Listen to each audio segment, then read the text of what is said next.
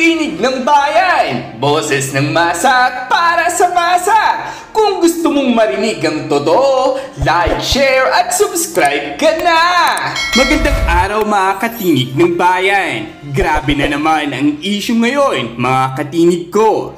Korte Suprema, pinagpapaliwanag umano ang Kongreso tungkol sa impeachment trial ni VP Sara Duterte. Hindi lang basta tanong, mga katinig ko, gusto raw malaman ng Supreme Court kung legal ba talaga ang buong proseso ng impeachment laban kay VP Sara at kung naging patas ba ito. Teka, baka raw may kinalaman din dito sina Senadora Amy Marcos at PBBM.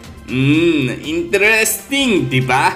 Base sa ulat, gusto raw ipaliwanag ng Kongreso kung gaano raw katagal at ano ang naging proseso ng impeachment laban kay VP Sara. Kasi may dalawang petition na kine-question raw kung constitutional ba talaga ang nangyayari. 10 araw raw binigay ng Supreme Court sa Kongreso at Senado para sumagot. Kasama rin raw sa tinitingnan ng Korte Suprema kung may otoridad ba ang House Secretary General na ibinbin o pigilan ang mga endorsements ng impeachment sa House Speaker.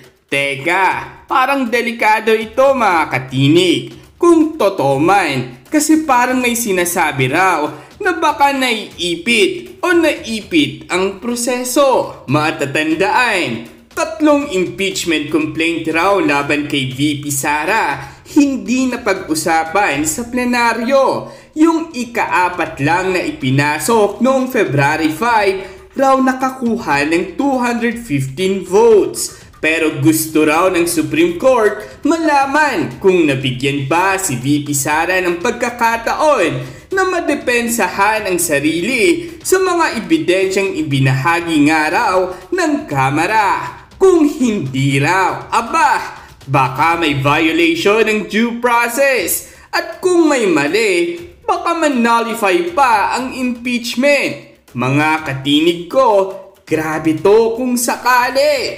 Ngayon, dito pumapasok raw yung intriguing part. Saan pumapwesto si Senator Amy Marcos dito? Kasi mga katinig ko, napapansin natin recently, nagiging vocal si Senator Amy sa mga issue laban kay BBM.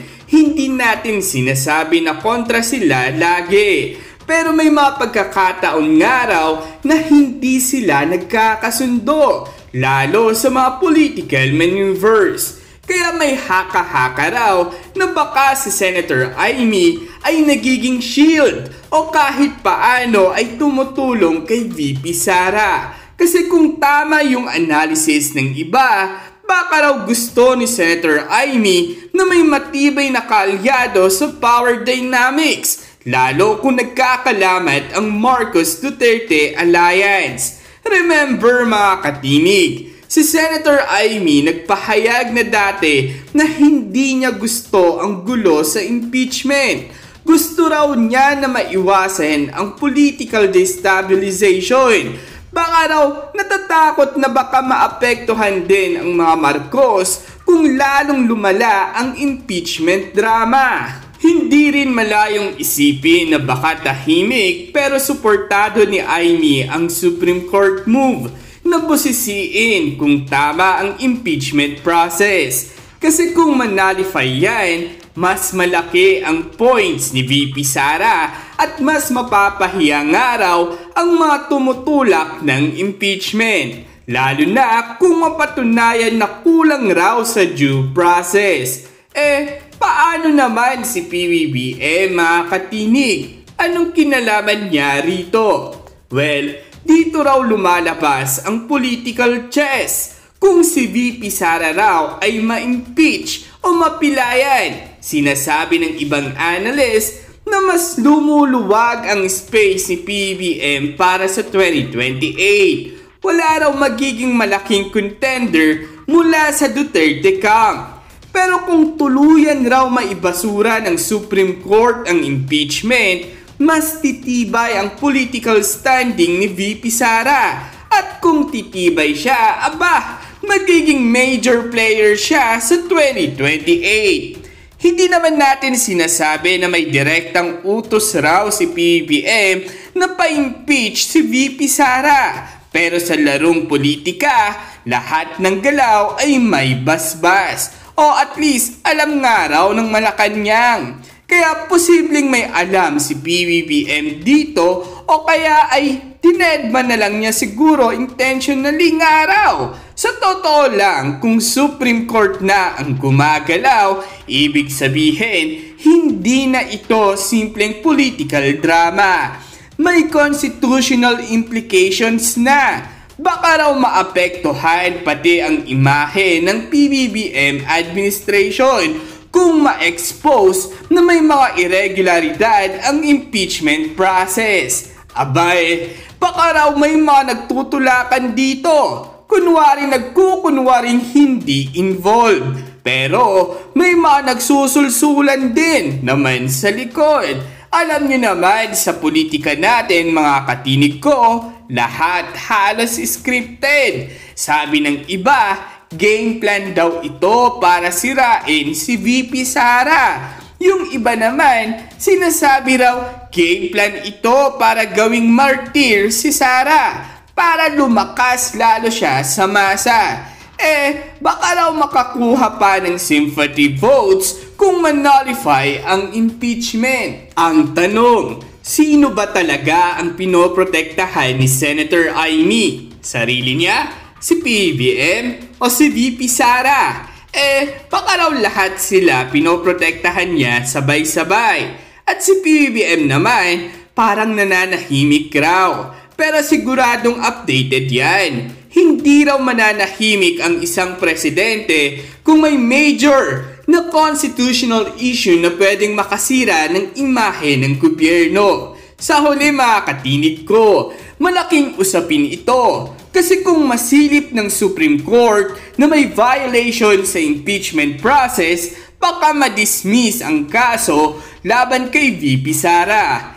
Panigurado na mas lalo siyang lalakas politically. At syempre, affected dyan sina PBBM at mga kaalyado nito.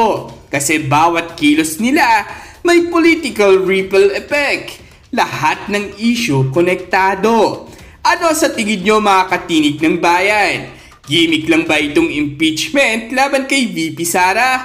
O talagang may mga gustong lumipat ng power sa 2028? Comment down below, like and share kung nagustuhan nyo ang usapan natin ngayon. At huwag kalimutang mag-subscribe sa Tinig ng Bayan, kung saan ang boses mo ay mahalaga.